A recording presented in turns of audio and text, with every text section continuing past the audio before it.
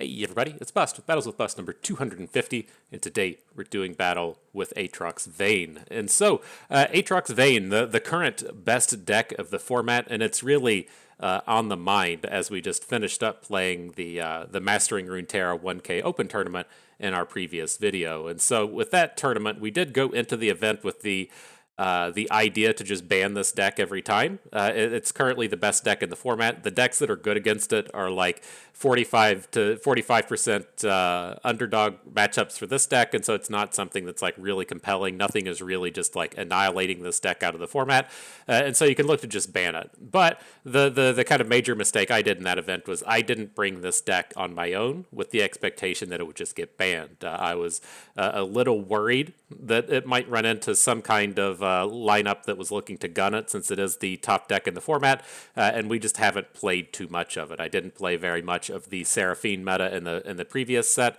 and then with this set, I felt like this was really just kind of an extension of the Quinn Vayne decks of the previous format, and it wasn't something really kind of like new and compelling. I felt like we were bringing to the table, and so we didn't play too much of it in the beginning of the season. So I felt like I was just behind the curve with the deck. It was definitely a mistake to not bring it, but we're looking to start getting some of those reps in now. It's a deck that I suspect is going to catch a bit of a nerf before the next seasonals rolls around in January. I suspect Vayne will catch her second nerf by then, but it's probably a deck that should still remain on our radar and will still be a top contender. And so, if you're not familiar with the deck, it is kind of the total package, right? It does a little bit of everything exceptionally well. It has this really nice early game Demacia board control package with the Fleet Feather Tracker and the Petricite Broadwing. Those units become much stronger with the addition of all of the Darken equipment. And so the very common equipment you want with all of these challengers is going to be the Darken Harp, putting down these quick attack challenges, but things like the Darken Spear for the bonus health and the Darken Aegis for the tough still make all of those units exceptionally strong challengers. And so we have this really good early game board presence. We have a pretty strong mid game. Night Ranger Defector is one of the just all around strongest stat heavy base units, being a 4/3 scout tough for 4. Also works doubly well with all the equipment, and then that's where Vayne starts to fit in as well. Just a very stat efficient unit to kind of clog up the mid game. And then of course we have the gigantic late game package of all of the equipment, the 10 equipment becoming late game units, and then the Aatrox World Ender to turn any of those equipped units into the big Darken flips. And so it has a fantastic early, fantastic mid, fantastic late game. It also has a very strong collection of removal spells, Fish Fight being the kind of premier removal coming out of this, but you also have access to all of the Demacia removals throughout the sets, the single combats, the cataclysms, the condemns, the concerted strikes, whatever you want to be your removal package, you have access to it coming out of here. And so in terms of the deck that we'll be playing today, we're doing the full 3 fish fights, the single combat, along with 1 cataclysm. Cataclysm doubling up with our scout units. If you do a attack on your opponent's attack token with either Cataclysm or with a tumble from Vayne, you get the attack token back, and so it's nice to have those little bit of extra synergies that come out of it. The kind of oddball selections that we're playing in our deck here today: 1 copy of Silence and Suppress, just very strong in this very equipment-heavy meta. The Silence is not irrelevant, but mainly here for the equipment removal, and then a single copy of Roar of Acacia, just to give us an additional unit. What you tend to see with a lot of these games is that you are playing a very equipment heavy lineup, and you kind of need to draw the stuff in the right order. And so the way I tend to describe these style of decks is, if you have an opening hand with 4 units, you can still play the game, right? You can put units on the board, attack, interact, whatever. But if you draw a hand of 4 equipment, you can't do anything. And so you often find yourselves mulliganing very heavily to just have units in your hand to make sure that you can play in the early game. But on kind of the flip side of that, if we have a hand to where, opponents say played a lot of removal spells and been very interactive with our units, you can't have these turns in the late game to where you just have like 3 and 4 equipment in your hand. You don't really have the time to start throwing them down as Darken. They're all very expensive outside of the the 5-cost Giral, and I like having this kind of singular copy of Roar of Acacia to let us, recover with a bit of card advantage there, putting the 2 units on the board, but also making them exceptional attackers and dropping in the equipment as well. And so those are the uncommon kind of oddball choices that we're bringing here today. And so that's the deck. I'm ready for battle. I hope you are too, but you know what we got to do before the battles begin. We got to pay the pay-to-win price, and it's going to be that Roar of Acacia we were just talking about. Jack's not seeing the most play these days. I'm not sure why the Roar of Acacia is not a Weapon Master card, but we'll do a little bit of salute to Jax, if you will. Give the Roar of Acacia the boost and head on into battle. So yeah, it's really, really odd to me. I'm not entirely certain why. Why the Roar of Acacia is not a Weapon Master card, but you know what they say. It is what it is. The unit in the background is though the generated thing, the Acacian bro, whatever he's called. He has the tag, but not the ones on the front side. Very odd. But all right, as you can tell, we're still battling with the pool party skins. I feel like this was a very good decision. We were looking to pay the pay-to-win price in that Mastering Runeterra tournament. Decided to go with the fresh board because it's so cold out here in Kansas City, and this felt like it's going to be nice and warm, get us ready for the battles, and it's got good music to it as well. And so, we may not have won the tournament, but I felt like we certainly won in terms of getting this board. All right, so reasonable enough start. I'm going to get rid of the catches just to look for another unit. The Elkin is going to be great here. Just having this 2 health tough unit against the Zed deck is quite strong. And then we did mulligan pretty nicely the rest of the way, picking up the Broadwing and the Darken Aegeus. Ketch definitely just wants to party here today. I think we're safe to just go ahead and add in the Broadwing. Like, the worst that's going to happen to us now is he's just going to have like a Shark Chariot. But, I mean, it feels like he just has a no play for the turn. So I think that's going to be good. Now we're ready to go ahead and just load up the Petricite Broadwing. I'm going to go with the Darken Harp on this one because I kind of want to get the Darken Aegeus onto the Steadfast Elkin as a means to block Zeds effectively. Oh, you were not a challenger yet. I was going to challenge the Oblivious Islander, but looks like we're free to just attack with everybody.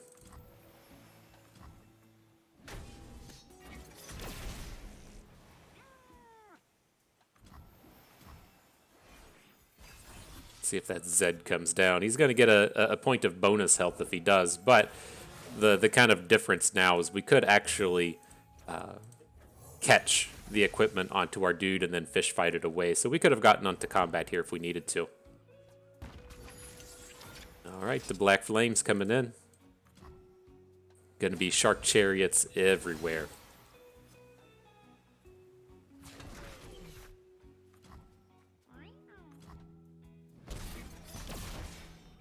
All right, we're going to have to start trying to turn this around. What would be, pretty key for us up against the Black Flame here would be if we can completely remove his units off of the board. I know that it's going to be a little tough to do with the Oblivious Islander down, but we're gonna give it a shot. So what I'm looking to pull off here now is we want to get the quick attack equipment that we have in our hand onto the Valor. And so to pull that off, we're going to have to fish fight. Sucks to be fish fighting away an Oblivious Islander, but opponent currently hasn't put any units onto the board. And so if he's just going to sit around and not play any cards, he's going to get absolutely domed for damage here.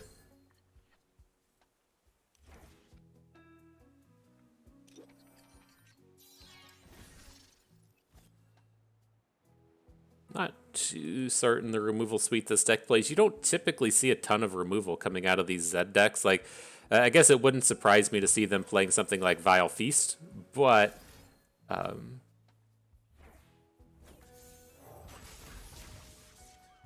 I think they typically just play Kind of like combat tricks.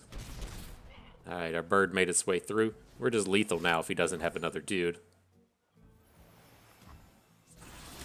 No, that was pretty powerful, pretty painful. You're easy to track. Let's just come in and not lose any unit. Well, what's he going up to? 17? We don't have 17 on board, right? 3, 6, 9, 13. Okay. We should still be reasonably safe on a block next turn, though. We can look to Roar of Acacia and get a bunch of dudes on the board. If he has a second Dragon Ambush, then we're going to be dead, but if it's just like a fully wide board attack, we can deal with that.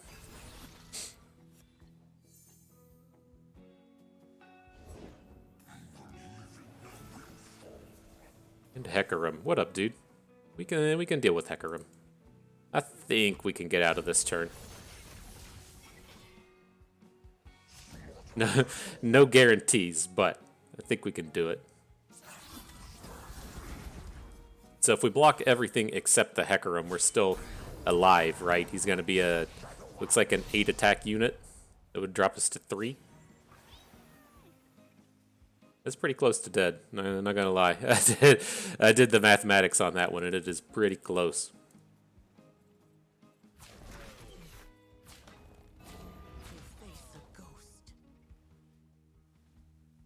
I mean, we should... Can we... Like, can we put damage onto Hecarim?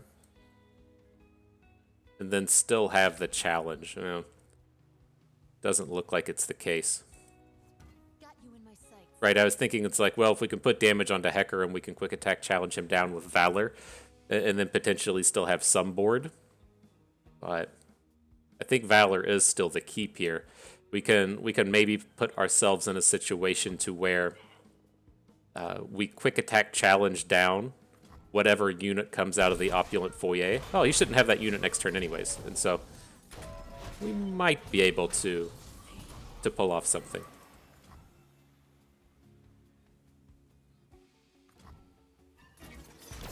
Right, if we can just get his dudes out and away from combat.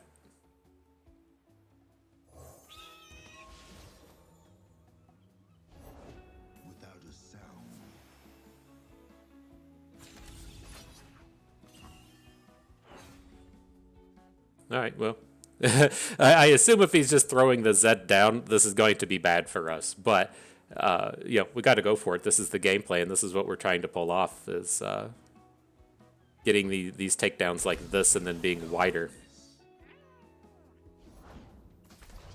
It's a double unit. Yep. Okay. GG. If I can get the concede button. I don't know why they make it so hard to click. Like, if you're ever playing the game on mobile, it is absolutely abysmal to try and click that button. It's like they, whoever was in charge of it just never played on their phone. They were only playing on PC and never tried to concede a game off of their phone. Because it is a fucking challenge. It was way more challenging than that game there was.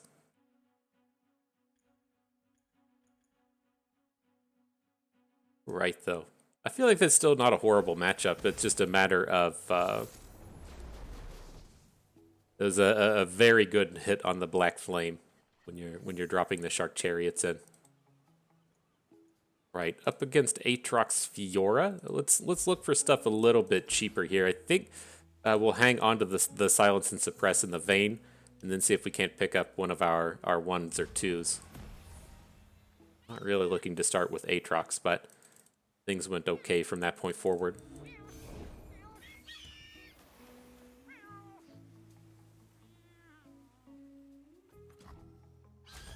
Let's just let this happen. Like, our units are too good to just be throwing away in front of a Fleet Feather Tracker. I know that he can't challenge down the Elkin if we put it on the board there. It just feels a little greedy to have him sitting on board 2 turns from now and not having tough, right? I don't feel like these early game points of chip damage are what's going to be super important in this match.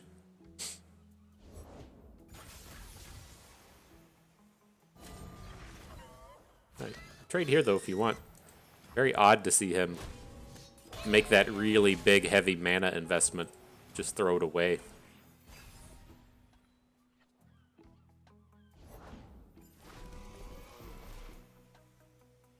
Demons walk among us, masquerading as men. Demons walk among us, bro.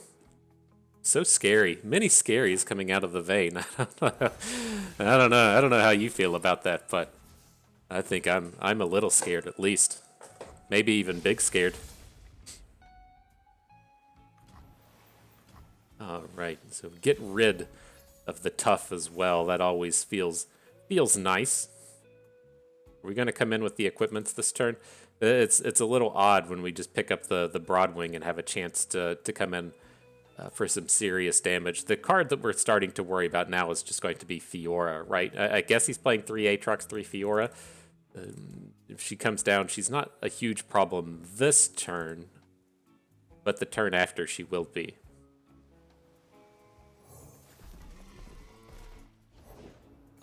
There she is.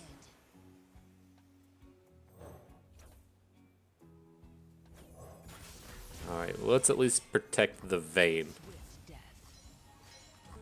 Not certain what the opposing removal suite's going to be like. I haven't encountered Fiora Aatrox in the wild, but I would assume that things like Riposte and the barriers are on the table. You know, I would suspect that's a thing that we have to worry about. And so she may get taken down here, but let's at least, you know, not make it free.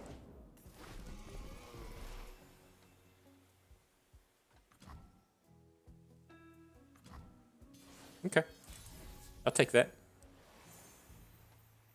Now we pick up a bird. Reasonable way to try and attack down the Fiora. We couldn't do it in the previous turn because the Broadwing wouldn't have been big enough, but now we can come in and threaten some nasties. Maybe not anymore.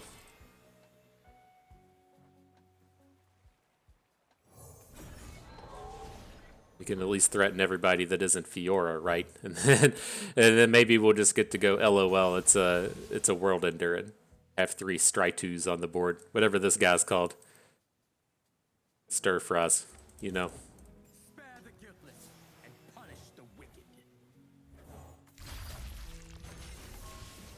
Get the old stir fries on the board. It's a classic strategy, you know. Classic strategy. Everybody does it. Everybody goes for it. Oh shit! You don't have the challenger I was looking for.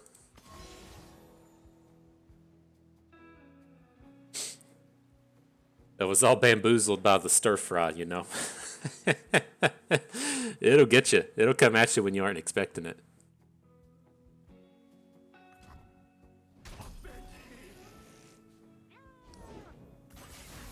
Really surprised he hasn't started popping off with this Fiora. I assume that there's going to be things like, you know, Fish Fight is quite strong with Fiora.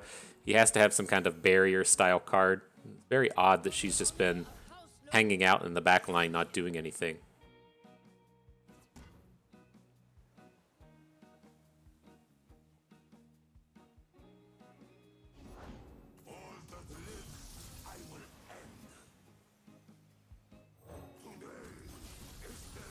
Alright, I got one of those too.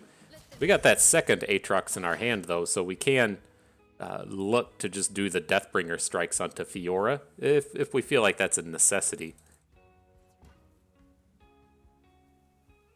Looks like he's about to be up to a shenanigan. So like, how bad can this be, right? If we want to say, you know, the highest value play we could make here is going to be putting our Aatrox in front of his and then doing a Deathbringer strike onto Fiora.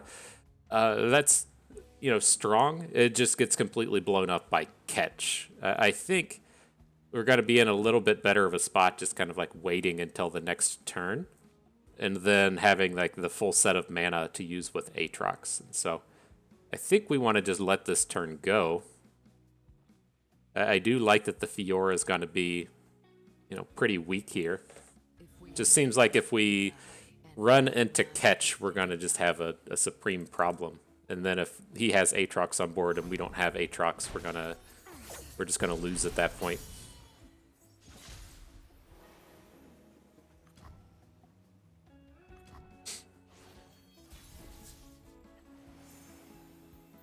Now, do we ever want to just drop a World Ender, right? We do have 2 units on the board that are already Darken, and we can put the Darken Bloodletters on our friend over here. I think this is okay. Maybe we should have set this up last turn so we could have just opened with the World Ender here. But we're definitely ahead on equipment in terms of what he has. And even if he has like 1 strike and we lose out on 1 unit, that's, you know, kind of whatever. He's going to need 2 or 3 strikes for this to be feeling like a loser.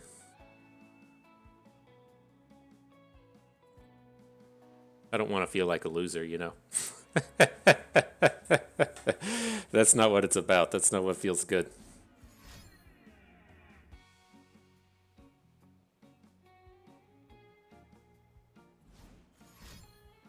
Looks like he does have 2. It's going to be like a Deathbringer and Concerted Strike. Okay.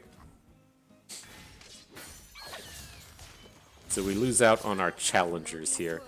But we don't immediately have to worry about Fiora. I don't think we have a fish fight in hand and another Deathbringer sweep. So we can probably get a shutdown on her next turn. Now, of course, we get our big boys. Ready to attack. I mean, we got to be pretty close to lethal here. Have the free tumble in hand. We can switch up some of these equipment after we tumble. Like, would we rather just tumble Aatrox first and put quick attack on him? To be coming in as an 11 attack quick attacker. That gets us real close to the lethal. And then we don't have to worry about nearly as many things as to where opponent has a strike card in hand to try and take down our Aatrox. So say like we attack, he blocks with Fiora for whatever reason, and now our Aatrox is hurting, he's limping. If we then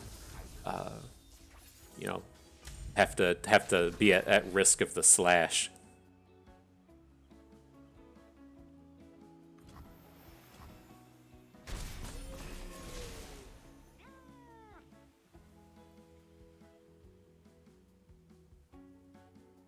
I don't know about you, man, but I don't want to be at risk of the slash. It feels like many dangers. Many dangers.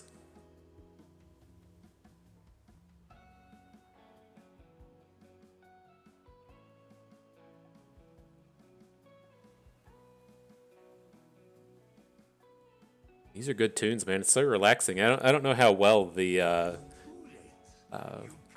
game sound rolls through. I try to set up the sound to where it's not like overpowering in terms of like my voice and what's happening through it, but interesting. I'm not sure if it's just too dull in terms of the sounds. All right, that's good though. He's gonna get that flip. Right, as soon as he plays the World Ender, he's going to get the flip on the Broadwing, but we do have the answer to the Fiora right now, and we did just pick up Cataclysm, which gives us a good means of just attacking for the win here.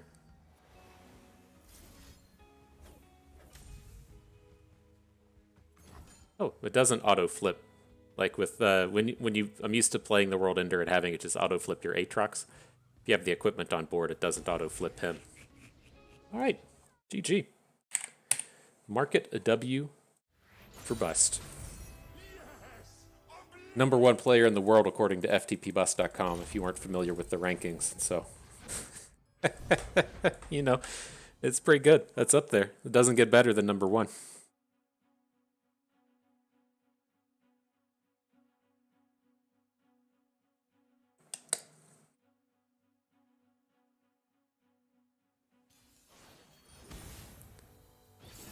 Okay, the old mirror match. Lots of Aatrox today. So what do we got? Interesting hand. I mean, I think we can hang on to 1 bird, 1 harp. It's pretty strong. if you're able to pull off those quick attack challenges, and that's something that we could do on the third turn of the game, right? If we bank on the first 2 turns, we can get that going. Just bank 1 mana across the first 2 turns, I guess, if you want to be a stickler for the mathematics. But I think that's good.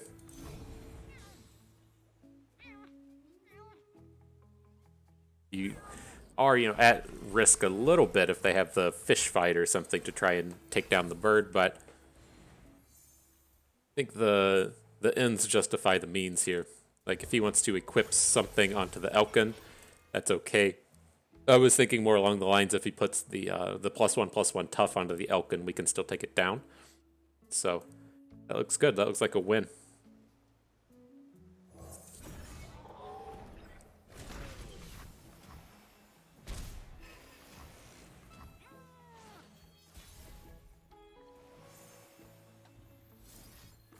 This is the angle I was excited for, right? We now have, assuming he doesn't have interactivity, we have this great quick attack challenge into his existing unit.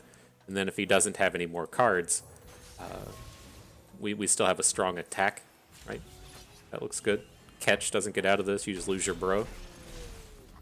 Now you say, oh snap, this is not good. This is not good, Bust.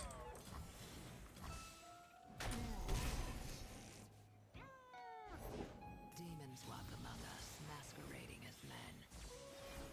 Got those demons walking among us, masquerading as men. That's scary, man. I don't know how you spend your days, but that's something that worries me.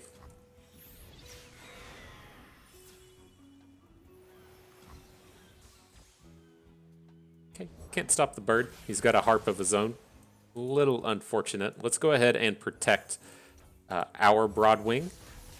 So if he wants to take the quick attack challenge into our big bird, he's going to fail. But yeah, I suspected that our Quinn bird was not long for the world.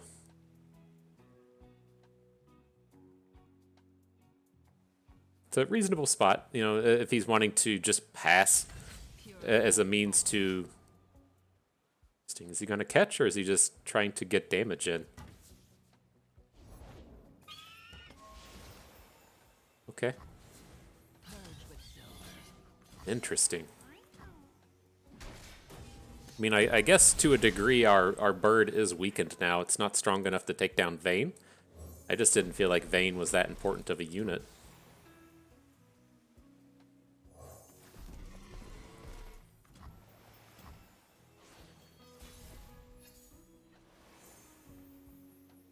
Alright, all the Elkin all the time.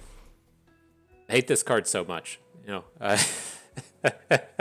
You go out here and you try to play something like Pirates when your opponent's dropping Elkin on you. It's not good. You're not going to have a good time whenever that's coming at you. So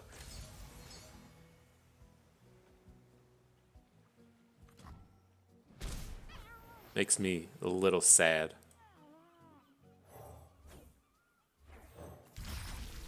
Now, our new thing here is on this next turn or 2 turns from now, are we going to try and drop the Dark and Bloodletters, or do we want to be trying to like turbocharge our World Ender? And kind of the problem right now is I don't know how low our World Ender is, right? When you get reduced with these strikes, I wish there was a way to see how much it currently costed instead of just 13, because there is a reasonable thought here that we should just be like slamming all of these units in to reduce the cost. I think that's probably just where we're at. I'm gonna drop a Bloodletters down. Gonna take the free hook in on the tracker, attack with everybody else. Assume he just puts Vayne in front of a little, but it's tough. It's tough to tell where we stand.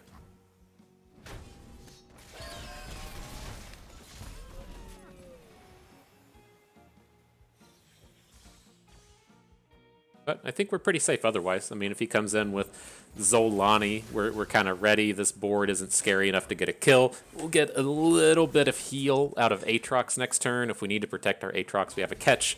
Like, we have some stuff happening, I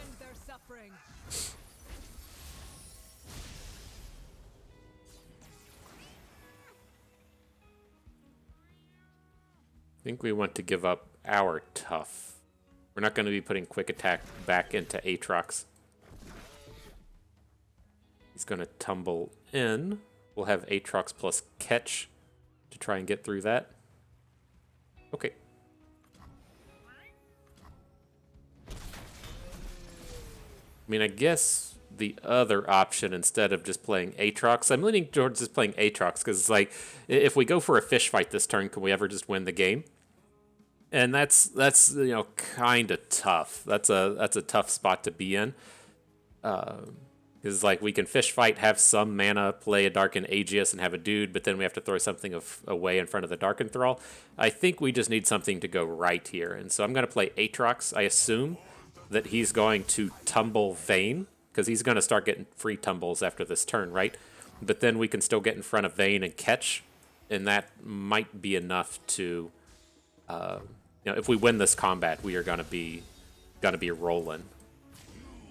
So do we want to just catch and leave him with the equipment so he gets to heal next turn, or throw an Aegis? I think we just catch so that we get the heal.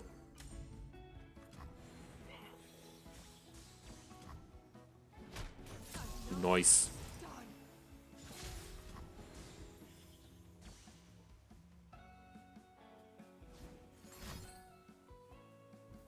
Okay.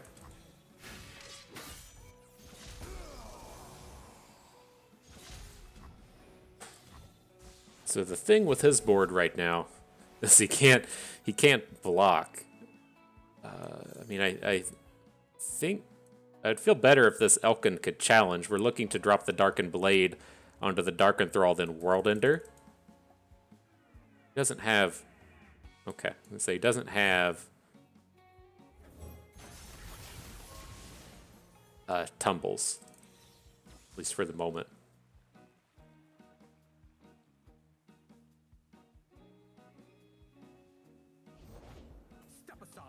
Okay, that takes away our lethal, but no, it doesn't. He needs another dude after this. Nice. GG. It's like he's gonna block. We've already talked about his guy can't block, but now I think he can block with it. Alright, we made our way through. GG. Whew. Nice catch. Nice catch.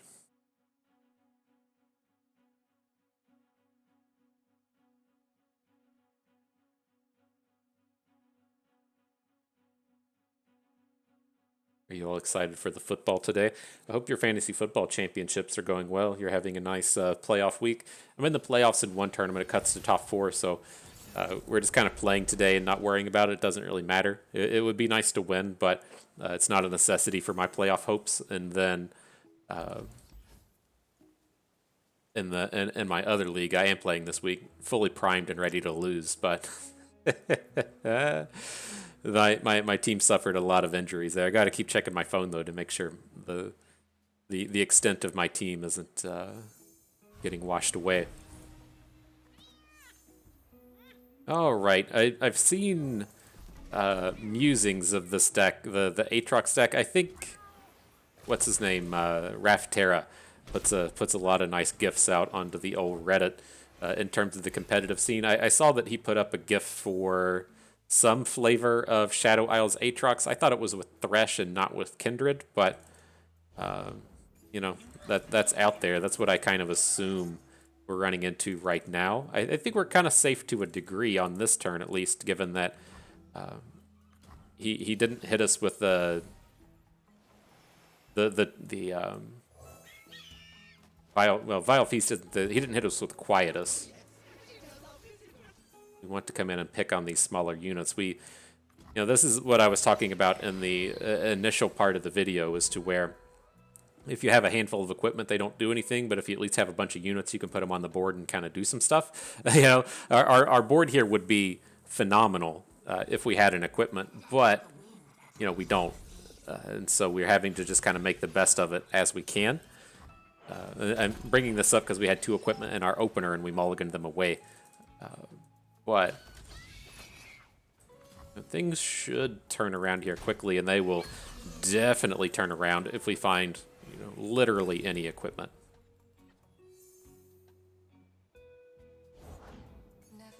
Or if we find literally any Elkin, am I right? The next option for us to find. Just get some more Elkin, I guess.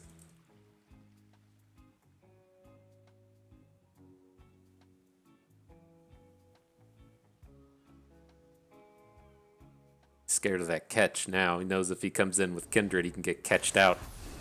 Ooh, that's nasty.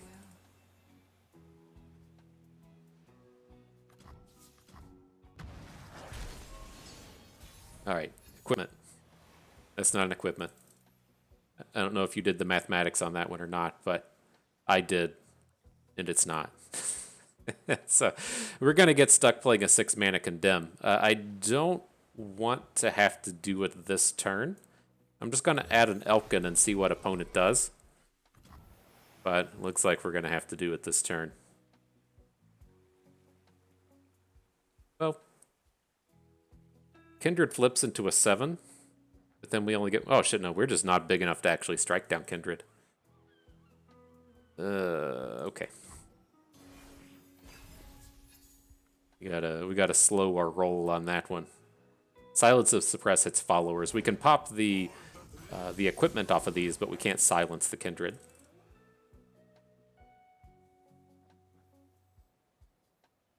Just so small on this board, Aatrox.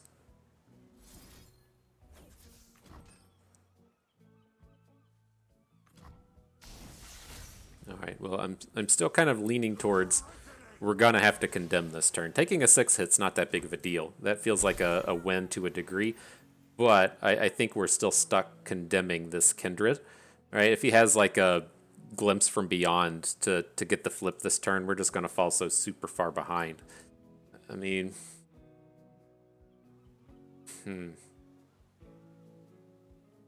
it's so easy for us to get 2 attacks next turn, though.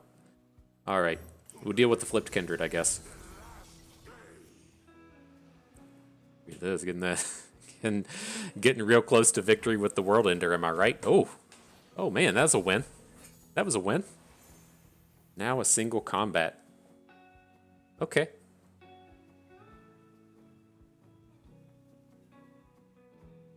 So, let's start with a defector. I'm imagining that we're going to be able to both single combat and condemn this turn. So let's take the scout attack, see where it gets us. Like, this Kindred's going to die. We need to put the damage onto Aatrox.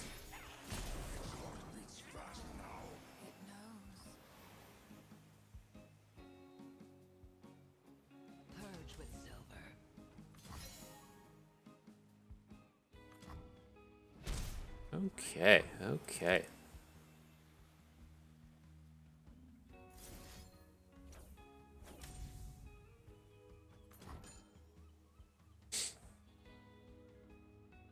He has to have something. He has to have a vengeance or something here, right? This is like he's gone way too long into this one to not have it.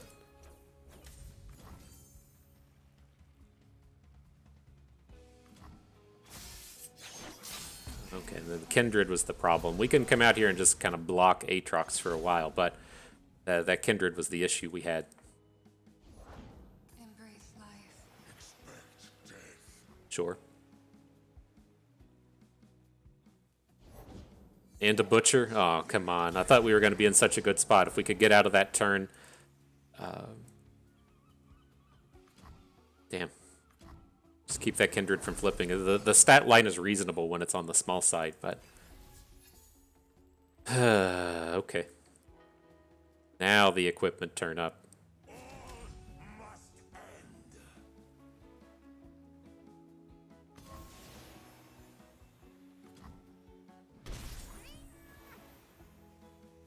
So, another pain point. We need... we can get to 12 mana next turn, but we can only play 1 equipment on the way there. Well, I guess the 1 equipment's all we really get to mess with anyways. So if we Darken Blade Quinn, she's going to turn into Aatrox. That's what we're shooting for here.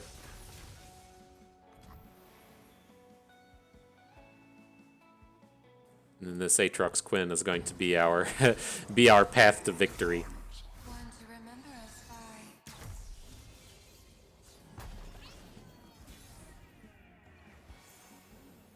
by. I get hype.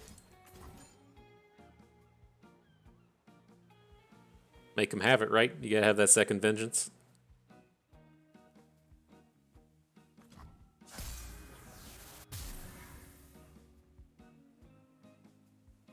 I guess he does have his own. What the fuck? Do we not? What the hell just happened? Did we not play our?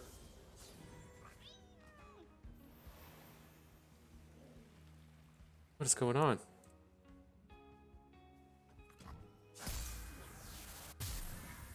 How did he play his at fast speed? What the fuck? What the hell just happened?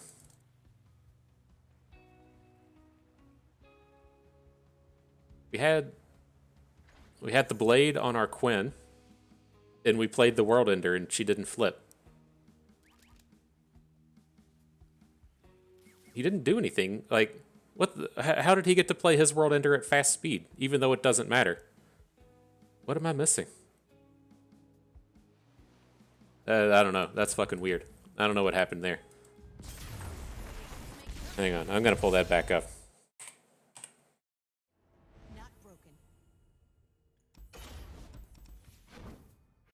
All right, here it is. So I'm not weird and wrong about this, right? This is very strange to me. You can see the regenerate on our Quinn. She is the one that has our darkened blade on it.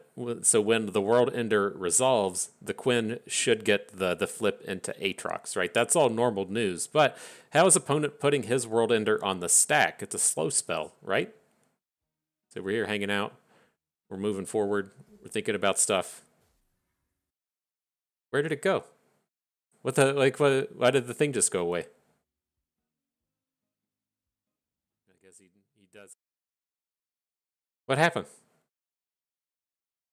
Like, why didn't our Quinn flip? Is it because she's a champion and that's what the problem is? Okay. I bet that's what the problem is. We would have had to put the darkened thing onto our Elkin if we wanted it to flip. Quinn's already a champion, so she can't. I guess that makes sense. I don't think I've run into that interaction before. I mean, well, I guess we've run into it before. We've been playing with these champions. We've been playing with these cards for a bit. Okay. Man, that's why I wasn't wanting to play stuff like this in that tournament over the weekend. It's like, hey, I feel like that should be a fairly obvious day one kind of play, but we haven't been playing a lot of Aatrox, and so some of this stuff is kind of lost on me. We also got to discover that we are playing the Jinx Champion Strength Elusives deck, and my tech card for the mirror matches and the aggro matches that we were gonna face, but apparently just absolutely were not in the tournament, was that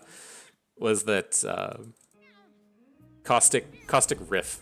It's the AoE out of PNZ. It does 1 damage to all enemies. I always thought that it dealt enough damage to everything. I thought it hit the player as well, and it did not. I was most certainly setting up a game to where I was planning on doing the last 2 damage to our opponent with the damage that card dealt, and that is not how the card worked. And so, that was a bit of a problem. That was a bit of a pain point on the weekend, but we made it through.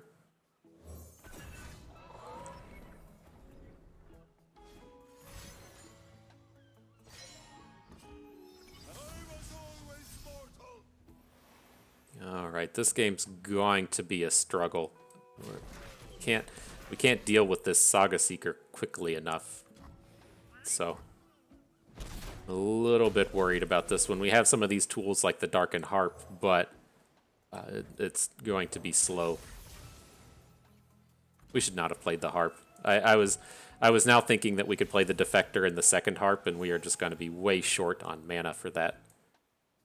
We're just tossing this one away. Demons walk among us, masquerading as men. That was definitely another big mistake. Like, it's a scary spot to be in, right? Trying to attack, like basically being all in on the Knight Defector and attacking it into the Saga Seeker. If you lose against the Saga Seeker, the game's just kind of done. But you know, we are really struggling on this board as it is. This is going to be a Pale Cascade turn out of the opponent. It should be pretty apparent with him dropping the gem on the Cultist. I'm fine with trading out our Broadwing for this play, if that's what it takes to keep his Saga Seeker kind of in check for the moment. Same thing, Guiding Touch is the same card. We knew we were losing our guy in this attack, but we have to start getting some relevant hits in.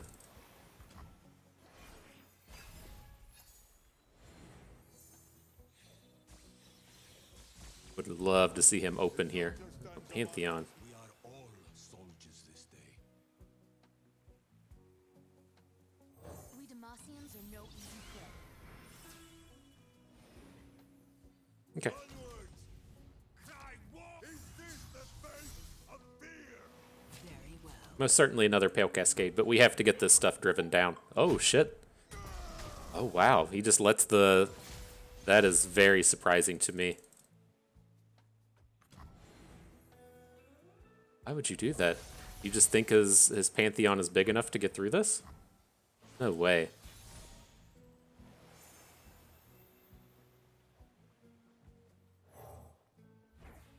I don't know about that, man. That's very strange.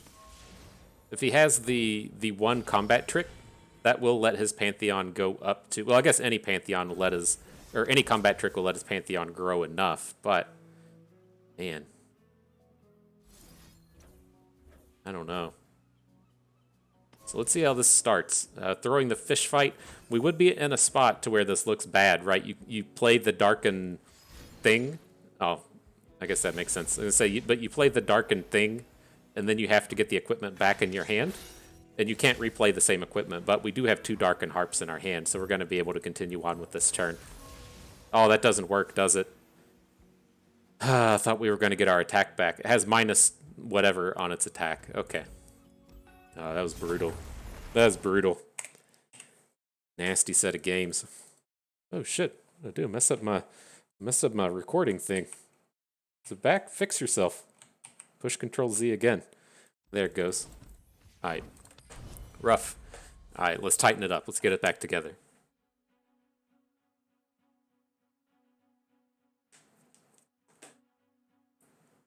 Very strange set of attacks to me, though.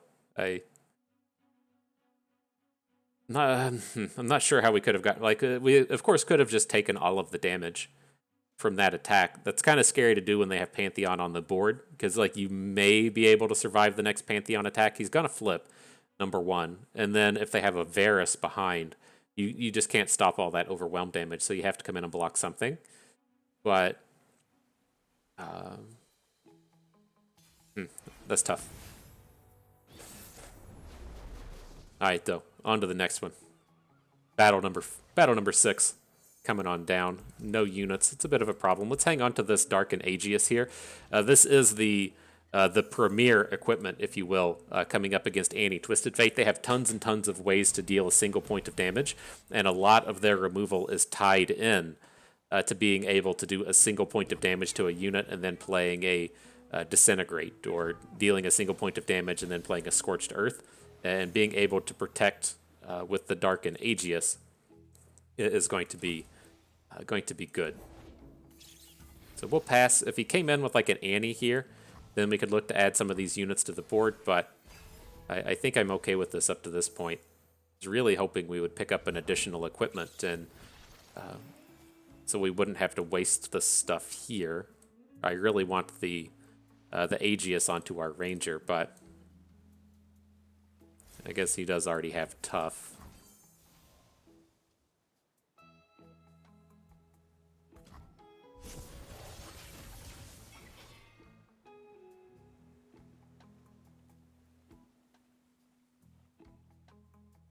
I was not expecting these House Spiders. I guess it is a fairly common card coming out of these decks, but not quite what I was expecting. So I'm going to take down both of his 2 attack units. As we're coming into this next turn, we're going to be playing the Defector, and we want the Defector making these tough attacks into his 1/1s. Again, he's going to come at us with Disintegrate, Scorched Earth, Ravenous Flock, all of those kind of cards. And if we don't have damage on our units, then they can't hit with their removals. Jesus, we got triple bird as we're facing down Annie. I'm just going to risk it. The Defector's too good, I think. Right, I don't want to be like bird, bird, bird, and then opponent goes LOL to make it rain. Right, that's kind of a recipe for disaster.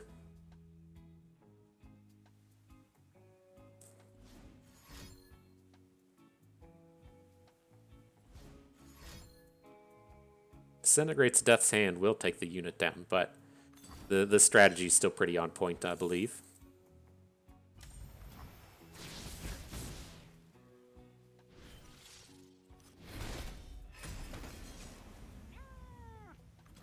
This feels right.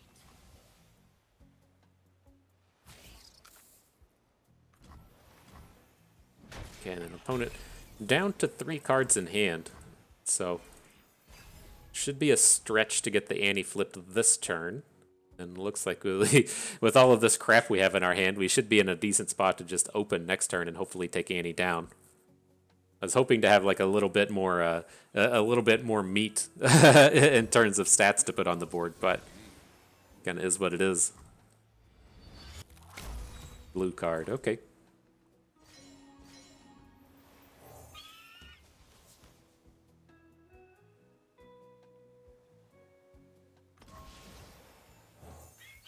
Alright, dude, here come the birds.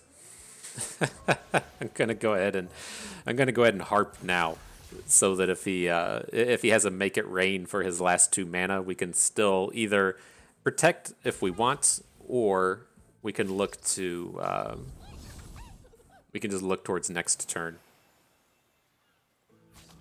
Don't think that works how we intended. I guess he could have another Annie Disintegrate here, but I'm fine to put the equipment back in our hand. Okay.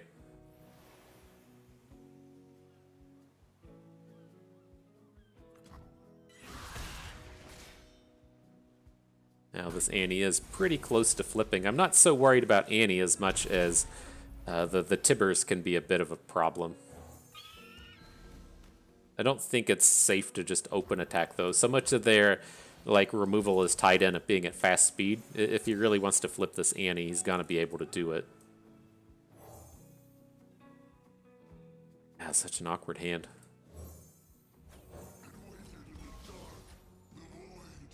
So I feel like fairly safe just putting cards on the board. If he's gonna come at us with something like the slow speed thing he's gonna be doing is Twisted Fate. And if you can't drop Twisted Fate down here, I think this feels pretty okay. We can look to just send one of these birds at Annie. I feel like 2 things here. We have Jaral coming in, so he's going to have a tougher time just, straight up playing the spells. And then number 2, we have a catch if we need it. So, right, he can only play a 1 or a 2 cost spell here because the Jaral is making his spells more expensive. But if he does have the spell, we can catch and still take Annie down.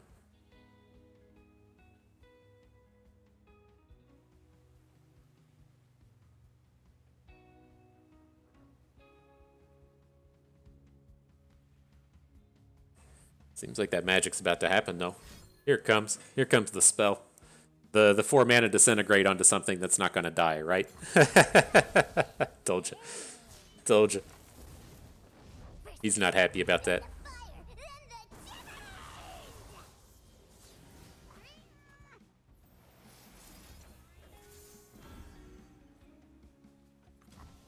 Would have been a little bit better served at least onto the Fleet Feather Tracker.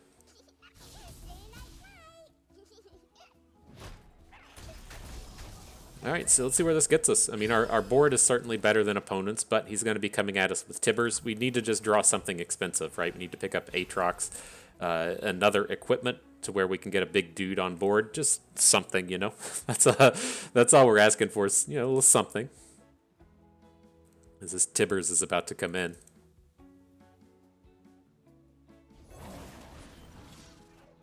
Not enough to kill him.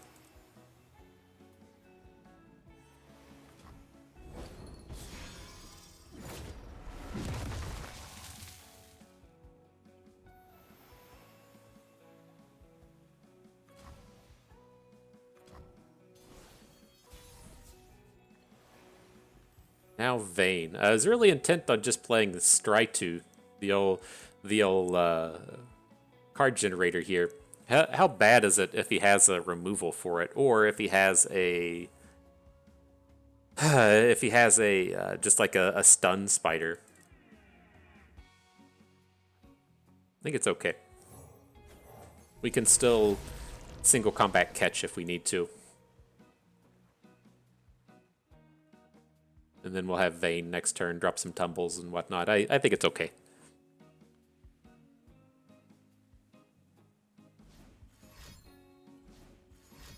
He's like, oh F, I gotta play all my spells beforehand. They're gonna make him too expensive on me. Sure.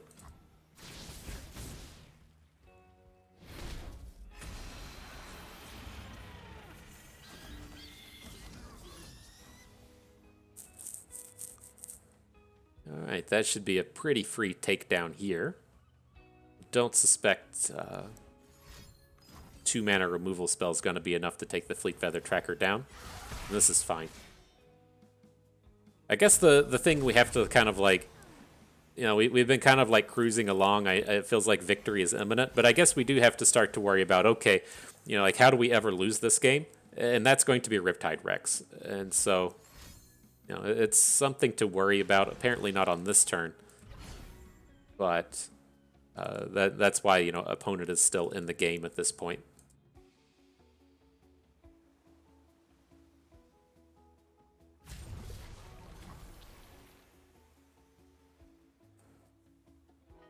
So we can take this one. I think that's fine. What I'm looking to do here is I want to add Aatrox.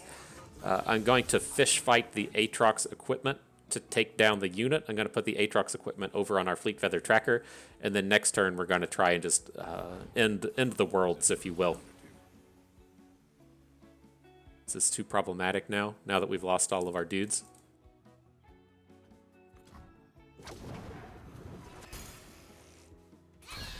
Well, it's not horrible. Like, Demons walk among us, masquerading as men. again, he can't Riptide Rex us this turn. He's lost a lot of his means of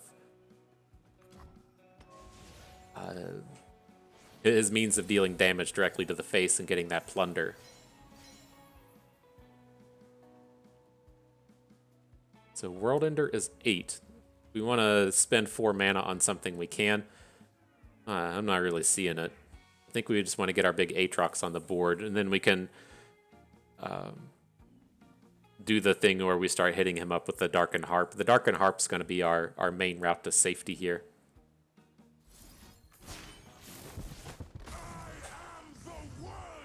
Oof. I'm the World Ender, bro.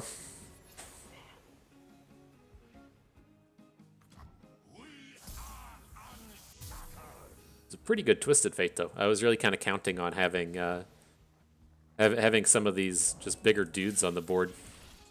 Stun, sure.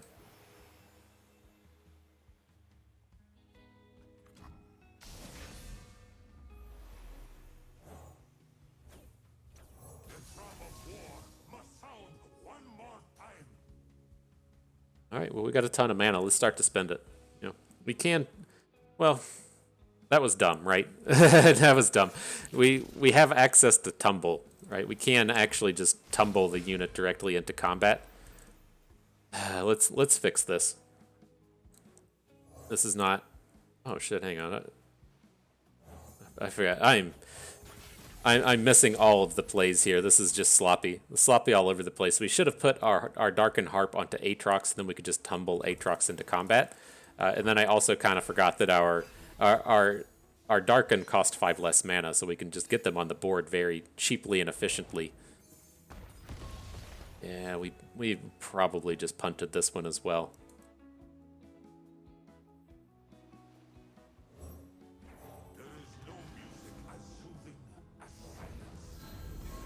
And hopefully we don't have to worry about things that aren't, you know, Riptide Rex is the problem, but if we can keep him from dealing damage to the face, then we don't have to worry about that.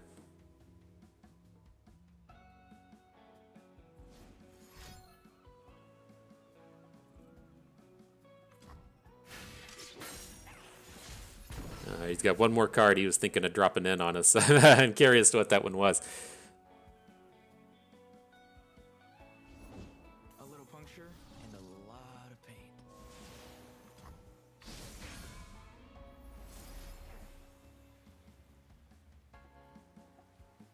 You don't really need the equipment here. Let's just tumble.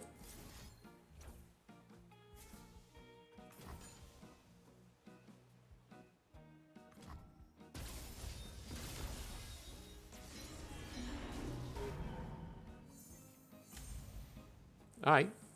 What do you think? Those dudes are cheap. I did the mathematics on that when they're cheap. You know, they'll come down almost immediately. Very well.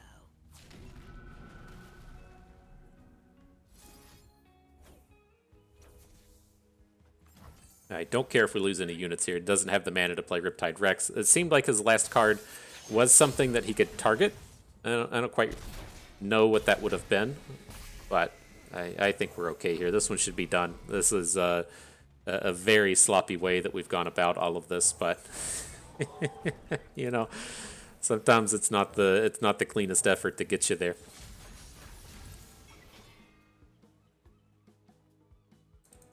I was just wanting to see if you all could count all the misplays that we've made. You say, Bust, there's been way too many. No one could count. No one could count that many misplays.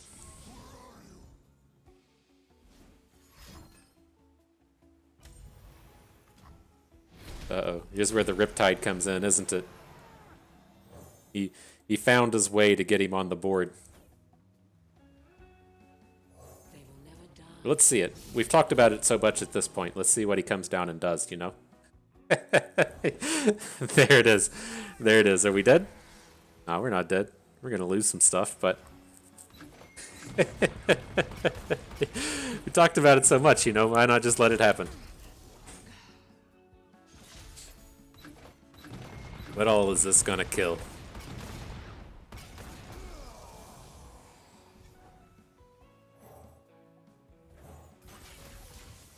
Alright, so let's just keep, you know, playing some cards, I guess.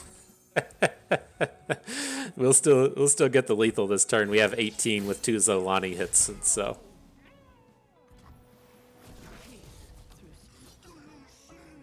Ooh, hang on. Oh, we can't re-equip this turn? Oh, we are going to be short in that sense.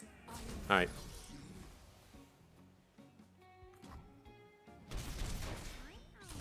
The fish fight taking away our ability to strike.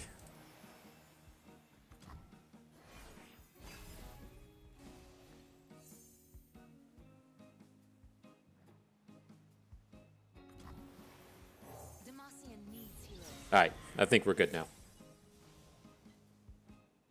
I checked it, we are.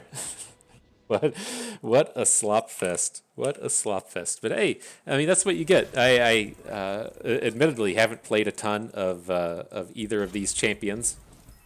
And this is exactly why I didn't want to play these cards in the tournament, and why you see me come into these tournaments and play scouts every time, right?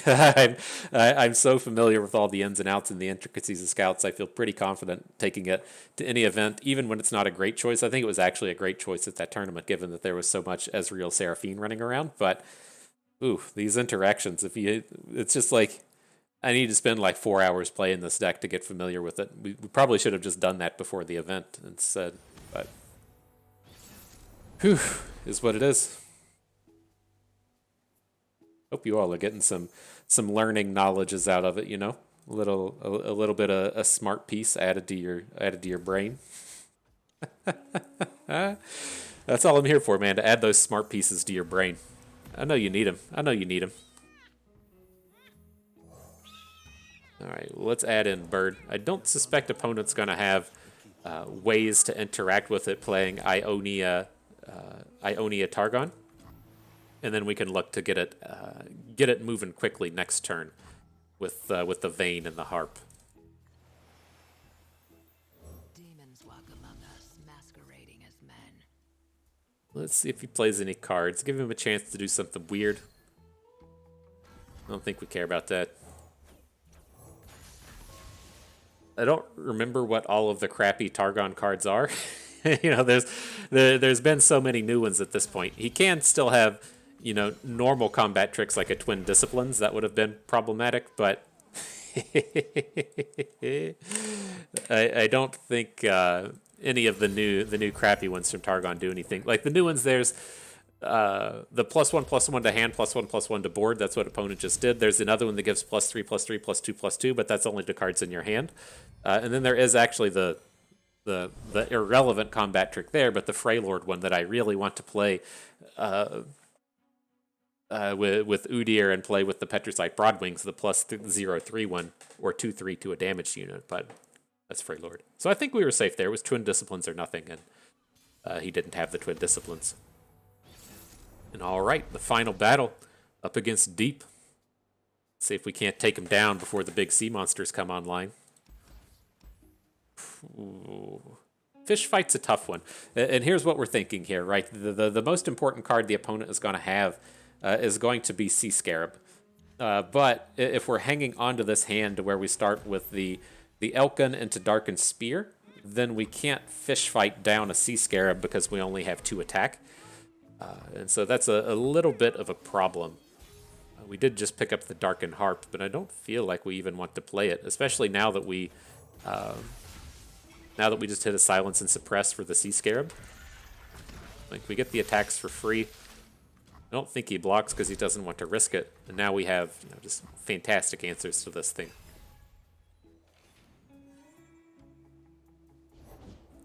That line of thinking was pretty good there, though, wasn't it? Boy.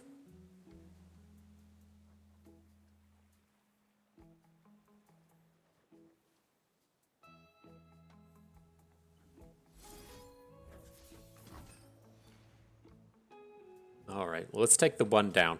I don't want to take, you know, too much unnecessary incidental damage here.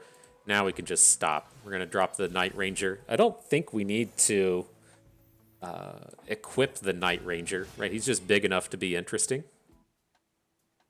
You have the Darkened Harp to really threaten a lot of big damage. This is the high-powered way to be going against this deck, but it's a bit unfortunate to just have to stop now. First time you summon an ally or toss. Okay, we'll let you get the 1 toss. Right from the coming out of the Sea Scarab. Oh, he just stops? Okay. Now stop.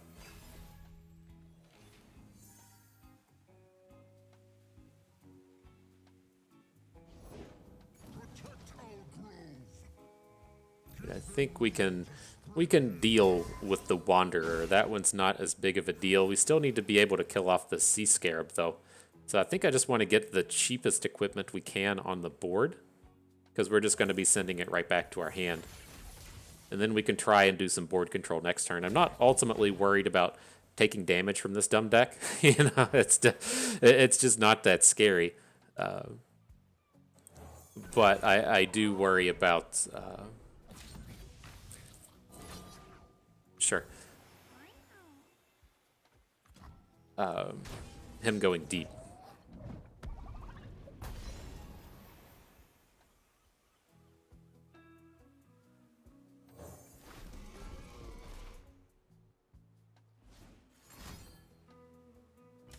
Sure.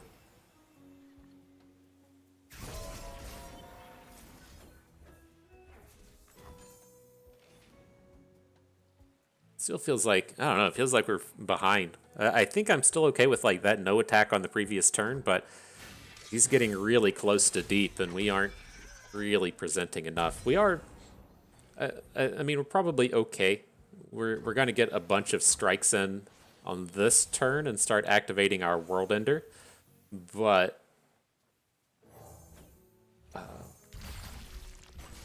it's a little scary. Not big scary, you know, just little scary.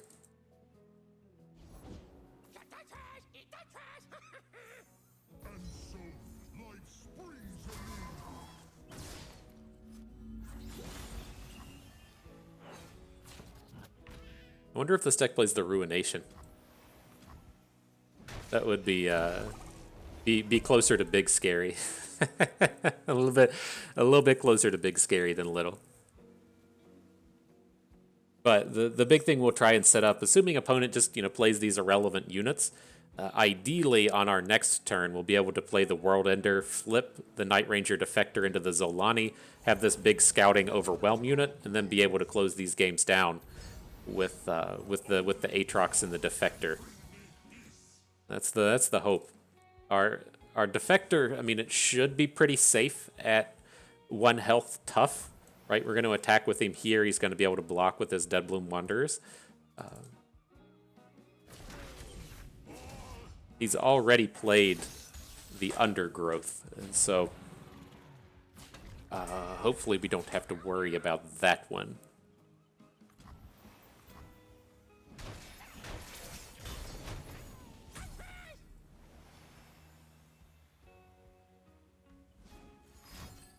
We have to worry about that one. Painful. I think that's, it's a fairly safe bet that they don't have it, right? He's got, he's already played the one. He may have tossed another one away. Yeah, that was actually the last one. I think the deck still tracks now that toss is a thing, but unfortunate. And we're fine to get Maokai. We can close this game out with certainty and swiftness. And so I'm fine with that.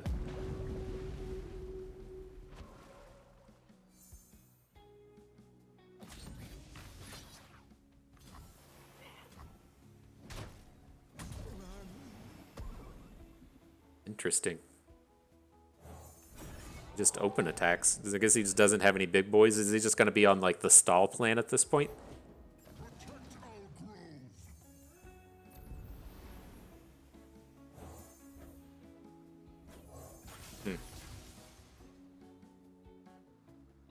It's only got 2 cards. I wonder if we could even beat the Ruination. Because we should get another turn after this upcoming turn. Oh, we probably did not want Striatu on the board. We don't want that draw 2 guy out here. That seems like it's a problem. We'll fix that on this upcoming turn. We probably want 2 Aatroxes anyways, but we need to get that thing out of here. Oh, we picked up a fresh scout though. Okay.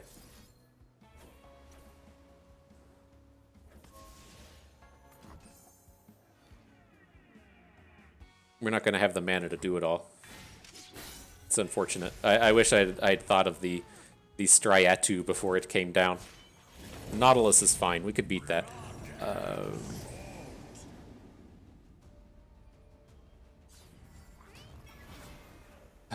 Right? We're 1 mana short.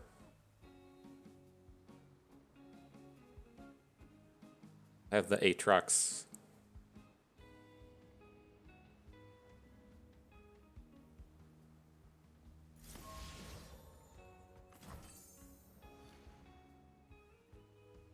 I think we might have punted this one.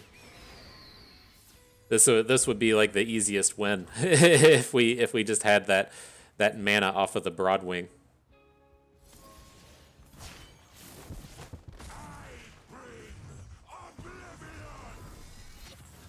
But we also may have a Darken still in our deck, right?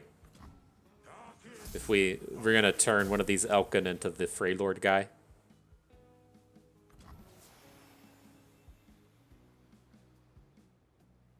Let's see.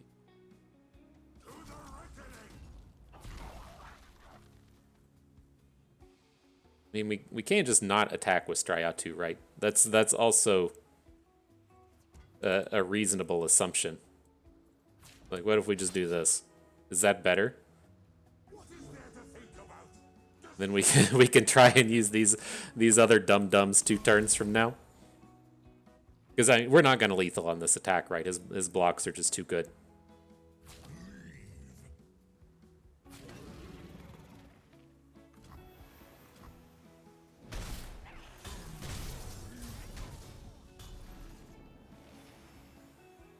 Well, okay. Maybe we should have stopped and thought about that one a little bit more, but you know, yeah, I think we're fine. Seems like things are going okay.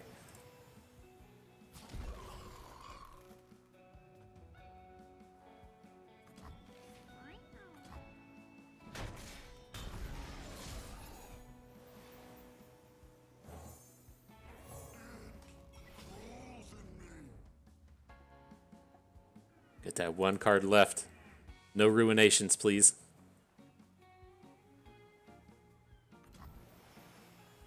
We just win on this board now? No. Why not just go for it, you know? We've thrown away so many of these games. Just say fuck it.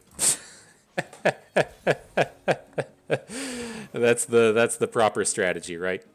I think it's the proper strategy.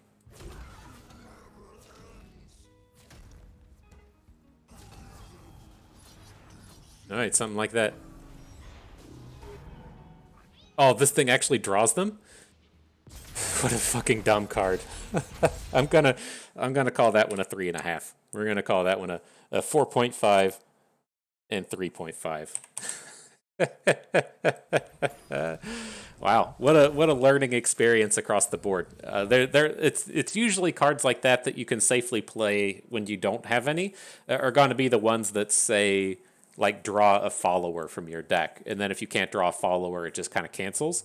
The ones that say you must physically draw the cards are the ones that are going to end it for you. And so the Freylord guy, I think, should have been okay, right? Since he says from the top 6 cards of your deck, summon an attacking follower or a non-champion. That guy was going to be a safe attack because there's nothing in our deck to pull out, so we can't actually deck ourselves. But the Striatu was the one that was a bit on the danger side. I don't know. I mean, as I put the attack forward and I was already in fuck it mode and pushing buttons, I was thinking to myself, I wonder if you can Oracle's Eye this and see if you're dead.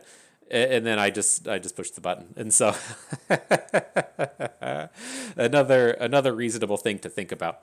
But you know, a pretty good set of games. Again, you can see I'm not ultra comfortable with the Vayne Aatrox deck. If you wondered why I didn't play it in that tournament yesterday, this is 100% why. These games were an absolute slopfest. I missed a lot of the just core interactions. And it's just not something I wanted to be having learning moments with in the middle of an event. And so I feel like in terms of our readiness for the event, it was a good call. But for the event in general, it was just a terrible one. It's like I could have probably like beat up on some of the lesser skilled players, but in those matches to where I have to beat people better than me, it would have just been an absolute nightmare. And so at least in that sense, I'm kind of glad that we didn't have it. But nonetheless, good stuff. We'll definitely be playing it more. I think it's something. I know Gauntlet season isn't going to be here. We're going to have the Time Winders for the next couple of weeks, but after that, seasonals will be rolling around, and this is still going to be a real contender then, even if some nerfs come in on some of the cards. And so I'll definitely be playing it some more in my off time. It's something that I just need to be familiar with on both sides of the matchup. But nonetheless, a good set of games. I had fun with that. I hope you did too, because that is going to do it for us today. And so I hope everyone enjoyed the video. Hope you maybe learned a thing or two along the way and had a good time watching. This is Bust, and we thank you for being here.